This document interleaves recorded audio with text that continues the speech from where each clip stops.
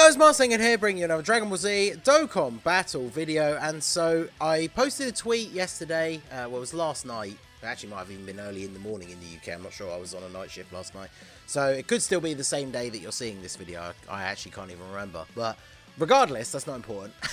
I posted a tweet saying that I would go into more detail in a video, but basically talking about the Part 2 LR banner. Now, normally I do like a summon or skip video before the banner comes out, but I thought it would be kind of important to do this video now, because at the time of recording, and this video is probably going to go up a few hours from now, we are going to be nearing the point where there are only 24 hours left for you to get the 3+1 rotations on the Part 1 LR banners. So I think it's important to give my thoughts on the Part 2 LR banner before that runs out, in case anybody is on the fence, and maybe this video helps them decide that they would rather go back in on the Part 1 banners than someone on the Part 2 banner, because, you know, you don't want to make that decision when it's already too late and the 3+1 rotations have ended. Because for me personally, in these celebrations where we get the 3+1, I don't want to ever summon on that banner once the 3+1 is done, right? I want to do all my summons before that runs out, if possible. Obviously, we'll get more stones in Part 2. There's more sales when the Part 2 banner comes out and stuff like that. But anyway, so this is the Part 2 Legendary Summon banner for the anniversary. Now, remember, this was the last LR banner, technically, on JP, before they changed to the new format of having 3 featured LRs and then less featured, like, SSRs, which is a much better format. Global saw that with our... Was it our last 2 LR banners? The Goku and Piccolo one definitely was like that. But unfortunately, it's very rare that they ever change banners for the anniversary. Sometimes things get modified a little bit, but the banners themselves never really change. So I don't expect this to have a 3rd featured LR and then less SSRs. So straight away, let's jump into the nitty gritty, and that is what, you know, pretty much comes up with every legendary summon banner, is the fact that if you are summoning for these units, these are the 2 units that you want to pull, and then all the other featured units, I would say except for 1, are units that you don't really want. There are a couple that you could get away with saying are still okay, like the Angel Goku and the Martian Vegeta. They can still be kind of decent in the middle there. But next to STR Martian Vegeta, you can see Physical Heart Virus Goku. He's probably the only unit on the team that I would say is still meta relevant at the moment. So any summons you do, even if you're getting like a guaranteed featured animation, unless it's one of the ones that is like a guaranteed LR, or, you know, like Zeno or Goku Black Rift or something, you are potentially going to get one of these SSRs who are pretty much all completely useless. And is going to be a bad time. So the banner itself is not great. Now, obviously, there are the options for tickets, which is one of the things I talked about in the tweet. So when the Part 2 banner comes out, the 3+1 discounts will have ended on the main Part 1 banners, although, of course, those banners will still be up. And then the rainbow tickets will become available to be used, and they can be used on this banner or the Part 1 banners. Now, this kind of ties into the whole sort of philosophy about what I think about summoning on this banner. But honestly, I think when these come out and you can use the rainbow tickets, if you're still missing one of the Part 1 LRs, then 100% you should be using the rainbow tickets on that banner. Honestly, you would be a fool if you were missing one of the Part 1 banners and you used your tickets on this banner. Because even if you really, really like the Kaioken Goku, which I know a lot of people do, even if you really like the Great 8 Vegeta, which I know a lot of people don't, but he can still be quite good, the Part 1 LRs are just way better. And if you're missing one of them, they're the units that you should be going for. And then, honestly, even if you have both of them at 55%, a lot of players, depending on your box and stuff, it's going to be much more worthwhile for you overall if you pulled a dupe for one of those anniversary LRs than if you pulled one of these units. And that's kind of the whole point of this video, is to talk about the usefulness of these units, right? So that is kind of the point. I know some people just summon for units that they like, but if you're free to play or you don't spend a lot, you kind of want to be optimizing your summons. So if we have a look at Kaioken Goku, I'm not going to do a full breakdown of his kit. Obviously, if you want to pause it and read it, you can. I'm going to do a video probably the night before the banner comes out, properly going over the units. But basically, this unit is very, very good in terms of he's okay defensively. Well, he's actually pretty good defensively, but his attack stats are crazy. Post Super is obviously where he is the best defensively. So I've seen a lot of people saying already, you know, you can put him onto a team that he fits on in slot 3. He's going to get a nice attack stat there at the end and have reasonable defense for tanking out the rest of the turn. And he's able to hit some crazy high attack stats. Like, I saw some pretty insane screenshots, like when he first came out, even from 55% copies, like being able to hit some decent attack stats. So Goku is very, very good in terms of damage output. Now, he's a Kaioken Goku, so his link set is not the best if you think about fitting him into any other like Saiyan team and stuff, right? So he has Kamehameha, Saiyan lineage. He doesn't have prepared for battle. He has over in a flash and shocking speed.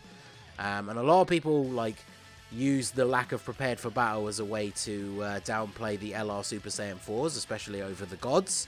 So this Goku suffers from basically the exact same thing. Now, obviously, depending on the team that you're running him on, you know, having over in a flash and shocking speed is pretty good. But this is the problem with some of these units. And I know there's a lot of people out there that like the Saiyan Saga. I'm just going to get this out of the way now. Some of the best units in the game in Dokkan are all the units that have the various different like Super Saiyan forms and all this kind of stuff. So any units from the Saiyan Saga or before, like if we talk about when, you know, them bringing out future Dragon Ball Saga stuff, are always going to have really wonky link sets to be run alongside the best units in the game. Like, you can't, like, try running this guy next to the Anniversary LRs. You're going to have Kamehameha, Shocking Speed, Legendary Power. That's basically it. Well, I can't remember if one or both of them have the same lineage. So that's not a bad set of links to share, but it's not exactly optimal, and it's not optimizing either unit, because obviously for the Super Saiyan 4s, you really want to go for like Saiyan Raw. The gods, you want to have like the god links if possible. So this is the problem with these units from the earlier sagas. And I'm not saying that's a reason that makes them bad, or that's why you shouldn't summon for them. But you've got to remember that, especially as a newer or lower spending player, you're trying to optimize your summons in these big ticket celebrations and stuff like that, where we're getting like, you know, Super Saiyan Gods, Super Saiyan 4s, Super Saiyan 3s, all this kind of stuff, like Future Saga, the stuff coming out on JP, Super Saiyan Blue Goku and Super Saiyan Trunks with Fusion Zamasu, Easy A for Rose, Goku Black and Vegeta Blue. Like, this unit just doesn't fit well with units like that. So he's a nice unit to have, and if you want to optimize him on his like his perfect team build, then obviously he's going to look very good. I just feel like for most players, he doesn't really fit in. Like, he's on a lot of teams, don't get me wrong, but for me personally, I just don't honestly feel like he's worth having in your box as opposed to like other units, right? Especially when you're taking the risk of summoning on a legendary summon banner. And then of course we get to Vegeta, who yeah, I mean, he's on a few teams as well, but he's Giant Ape unit. I know a lot of people found him useful for Giant Ape ESBR if you haven't already beaten that stage, but again, he's another unit that is very interesting. He is able to guard. Is it only in slot 1 he guards? Where is the... No, he just guards all the time. But he gets additional key and attack when he's hit in slot 1. So ideally he wants to be in slot 1. But he's not the best defensive unit. He does have an 18 key AoE super. So he's definitely a unit that feels like he's designed for Super Battle Road. Especially because the Giant Ape form obviously can be good for getting those turns of free damage. He gets extra key. So obviously that's always good for not only Great Apes in general, but the fact that he's an LR. It means he's only going to need 1 key on most team builds to get his 12 key super. But then he is going to need 7 to get his 18 key super. Because remember, Great Apes don't link at all. So unless you're running him on a team with a 4 key leader skill, you might potentially struggle to get that 18 key super. But he suffers for the same thing, right? Saiyan Warrior Race, Royal Lineage, over 9,000, Transform. He does have Saiyan Raw, but yeah. And then, of course, both of these units are Shattering the Limit units and not Fierce Battle. So the thing is, with Global, even if you are a big fan of the Saiyan Saga, we obviously got the Goku and Piccolo come out before the anniversary. So that is a team that is going to be greatly improved by the release of these 2 units. But I mean, look at the roster of units for this team. Like, this team sucks. Raditz and Nappa are not out yet. Raditz is awful anyway. Fingers crossed he gets buffed for global, but I wouldn't bet money on it. So yeah, bit of a unfortunate one here. Obviously, Goku and Piccolo are a unit that I managed to pull a copy of them, and honestly, for me, it was like the least hype new unit pull, I think, in recent history. Like, I pulled them off of a random, like, when I was on streaming, it was like, oh, if we hit the like goal, I'll do a multi at the end of the stream, and I pulled them.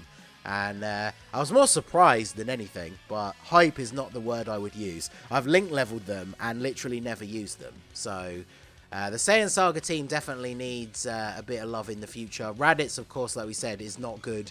Maybe he'll get buffed for global. Now, there are other teams. I'm focusing on the Saiyan Saga team, but like, you know, there are other categories that these guys are on, of course. But these are the teams that need them the most, right? Because they are so lacking already. But it's a team that nobody really is going to run. And then, of course, when it comes to links, again, let me bring up the other page here. So if we go over to the link tool here, this is the page for Kaioken Goku. So let me just switch the view here. So Kaioken Goku, his best link partners are Version Z Goku, who is pretty good and is a support unit, and then 3 units that are basically unrunnable in the current meta. And then 4 links. Who are you actually running these days out of these units? God Goku can still be okay, but his defense is not very good if he's not dodging. LR, Trunks and Goten are not bad, I guess. Xeno Super Saiyan 3 Gotenks from Heroes is okay, but only really when you're running him with a Heroes unit. Xeno Super Saiyan 3 Goku is going to get his Easy A in November this year, so that could be a good rotation, him in slot 1, and then the Kaioken Goku in slot 2. But that's not until November. And of course, by that point, these LRs will be available in the yellow coin shop. So you can kind of see what I'm getting at here. Like, even the anniversary LRs, it shows 3 links with the Super Saiyan 4s, and then the gods are under 2 links. And that was for Goku. Let's have a look at Vegeta, shall we? Because things are about to get even worse. So, Great Ape Vegeta. Let's see, shall we? Who are his best link partners? LR, Nappa, and Vegeta when they've exchanged into Vegeta. Another unit that's pretty much unrunnable in the harder content. A free-to-play Great Ape Vegeta, who's not bad, but again, not really runnable. And then look at these units that share the 4 links. LR, Nappa, and Vegeta. LR Margin Vegeta is obviously much better after his Easy A, but still not particularly great. His own TUR. The 8-bit Vegeta is not the worst unit, but again, not super good. Raditz is okay after his Easy A, but again, not exactly great. And then I guess he does share 3 links with the future best unit in the game. And both of these guys, I believe... Actually, no, Vegeta's not on the parent bond, is he, at this point? So Goku is going to be on the 200% leader skill. But that is another thing, I guess, that's worth mentioning, is Great Ape Vegeta is going to be on the 200% leader skill for Majin Vegeta. But the Goku is not on any 200% leads as of yet. So if you pull him on Global when the banner comes out, he's not on any 200% leads. So all in all, I know I probably rambled a bit all over the place, but my main key points for this Part 2 banner is I feel like even if you pull one or both of these units, there's just not a lot of places where it's going to be really good to run them, where those teams are going to be like optimal. You know, you're going to be, you know, crushing Red Zone Broly and Omega and stuff like that. Now, obviously, not every single unit has to be run on the most optimal team. People like to summon for units that they just like, which I do agree that you should do in a game like this. But for anyone who's on the fence about summoning, I honestly think this is one of the easiest skips of any, like, anniversary banner that we've seen for a long time. It was an interesting choice for them to do Saiyan Saga as like the Part 2 banner, but I feel like that just makes them fit in so badly with the rest of the game as it stands at the moment on Global. Because of course the other big thing that we haven't even mentioned yet is after the anniversary is truly finished, Raditz should come out, who's probably going to be a massive skip as well, unless they buff him. But then straight after Raditz, it's going to be the worldwide download celebration.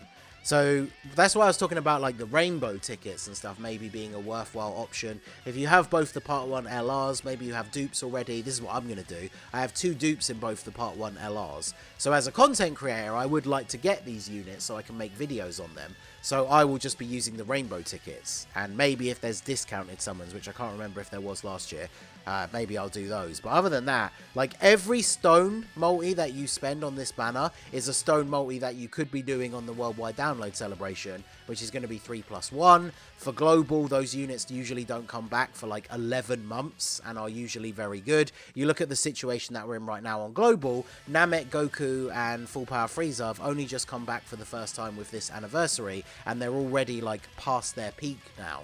So you definitely want to be summoning for the worldwide download celebration LRs over these two. So let me know what you guys think down below. I know these units do have their fans, especially Kaioken Goku. I know there's people out there who will disregard all of this and just summon anyway. And if that's what you want to do, then obviously you go ahead. You shouldn't let anyone tell you not to if that's what you want to do. But for anyone on the fence or really trying to think about it, I do not think this banner is worth summoning on with stones at all. Maybe if there are discounted steps and you have some stones left over, it's worth a punt. But somebody actually did ask me on Twitter before I started recording this, if you haven't done the 300 stone banner summon yet, I would do that over summoning on this, because at least you get 3 guaranteed LRs.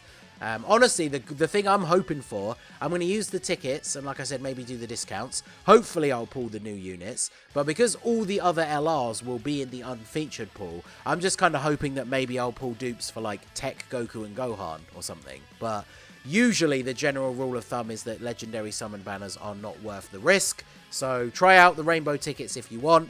But like I said, if you're missing either one of the Part 1 LRs, you should be using the rainbow tickets for them instead. So let me know what you guys think down below in the comment section. What are you planning to do? The banner should be out on Tuesday morning UK time, Monday night US, I believe, because it's literally exactly 1 week later from when the other Part 2 stuff came out. So like the awakenings for the free-to-play units, the new 4 red zone stages, all that kind of stuff. It's going to be exactly 1 week later on the same day. So I looked back and my stream was on Tuesday morning, so it should be Tuesday morning for the banner. So let me know your thoughts down below in the comments section. So that is going to be it for the video, guys. This has been the Masked Ningen. Smash that like button, subscribe to the channel if you are new. Check out the links down below for the Discord and the merch store, and I will see you all again soon. Have a good one.